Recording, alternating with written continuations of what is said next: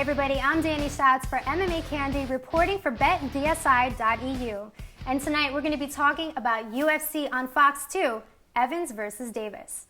Now there are no title fights on the card, but it is a critical night for both the light heavyweight and middleweight divisions.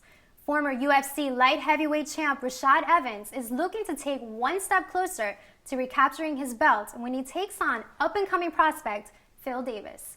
Now, I really think this fight is going to come down to who is better standing, as the two former Division I wrestlers could neutralize each other's attempts at taking this fight to the ground.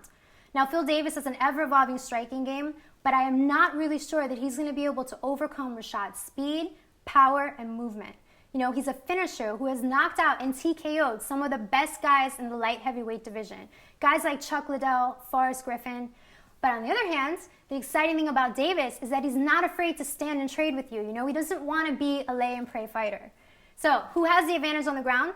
I think both of these guys can be dangerous. Rashad might be a jiu-jitsu black belt, but at the same time, we've seen Davis pull off some crafty moves and submissions. For example, like what we saw in the Tim Boetsch fight. And no doubt, he's continued to hone his skills with Lloyd Irving. So this is a big fight for both of these guys, and the pressure riding on them is tremendous. They're both coming off of injuries and have been out of the game for a minute, with Davis actually having the longer layoff. It's been about a year since he's fought.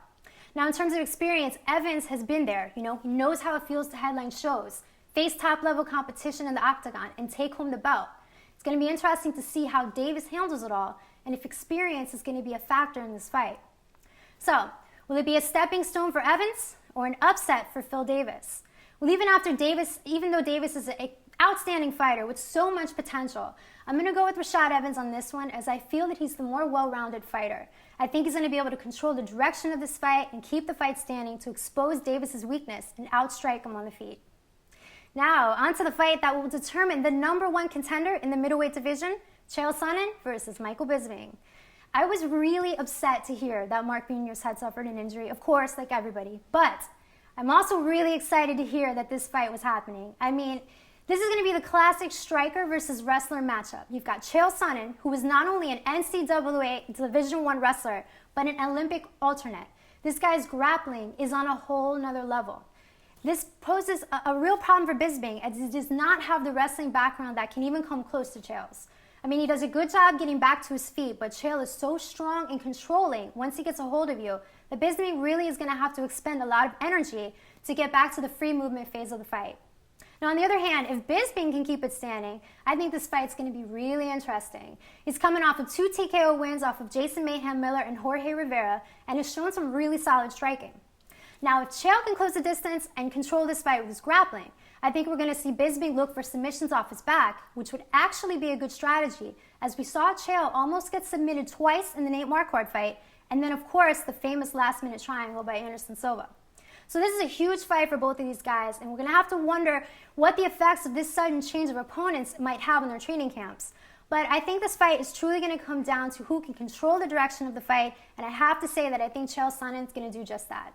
I think it might stay standing for a minute, but I think he's going to look to take Bisping out of his comfort zone and take the fight down to the ground, and then use his strength and elite-level grappling to control the fight from top position and finish it.